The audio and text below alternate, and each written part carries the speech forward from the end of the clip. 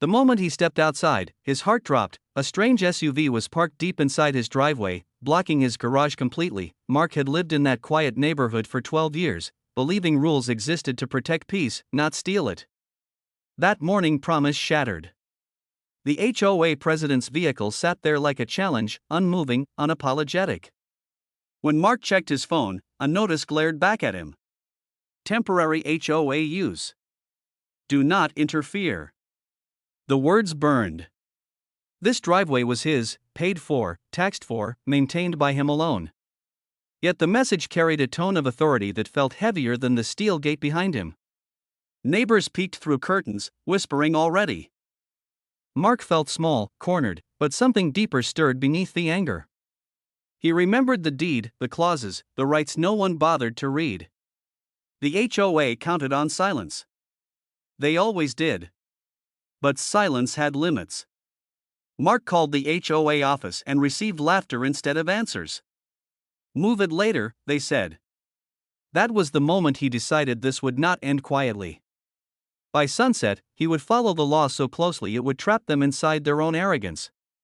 As the sun climbed higher, Mark opened his folder of documents, unaware that one legal step would trigger panic no one could stop. Mark didn't touch the SUV. He didn't yell or leave notes. He simply read, and the law spoke louder than the HOA ever could. Buried in the county property code was a section few ever noticed. A driveway, once obstructed without consent, granted the homeowner temporary authority to secure access until obstruction was removed legally. It was meant for safety, emergencies, and misuse. Mark smiled for the first time that day. He called the non-emergency city line, calmly reported an unauthorized vehicle blocking private access, and requested guidance. The dispatcher asked one question that changed everything. Do you want enforcement or documentation first? Mark chose documentation. An officer arrived, took photos, and confirmed ownership records. No tickets yet. Just proof. As the SUV remained, Mark followed the next step. He installed removable safety barriers at the driveway edge, fully compliant, fully legal, and clearly marked. The exit was now blocked by law, not anger. By afternoon, the HOA president returned, confident, distracted, and suddenly trapped. Her smile vanished when she saw the barriers. She demanded removal. Mark handed her copies of the statute. Her voice rose. Phones appeared. The neighborhood watched history bend. She threatened fines. He stayed calm. The officer returned, reviewed everything, and nodded slowly. She'll need enforcement to move it, he said. That sentence cracked the illusion of HOA power. Mark felt the shift. The rules they abused were about to answer back. The HOA president called lawyers before she called a tow. That delay cost her everything, minutes stretched into hours. The trapped SUV became a symbol. Neighbors gathered, not cheering, just watching truth unfold. Mark remained silent, standing near his porch, coffee untouched. Enforcement arrived again, this time with authority, not advice. They asked Mark if he wanted the vehicle cited or removed. He chose removed.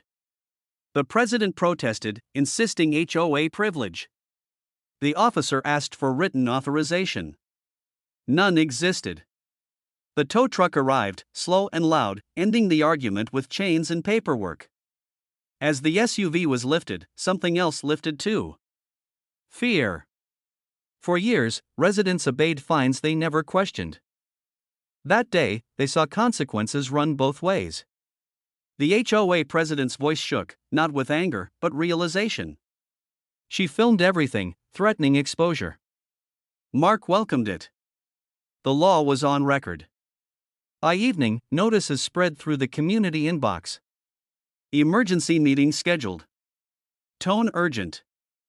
Mark knew this wasn't over. Blocking the exit had been legal, but it had also been a mirror. And the HOA didn't like what it saw staring back. As night fell, Mark checked his mailbox. A certified letter waited. Inside was a warning notice, hastily written, poorly cited. He smiled. They were rushing. And rushed power always makes mistakes. The emergency HOA meeting was packed, not with anger, but with questions. Mark sat quietly as the board spoke in circles. They claimed misunderstanding, temporary authority, shared space.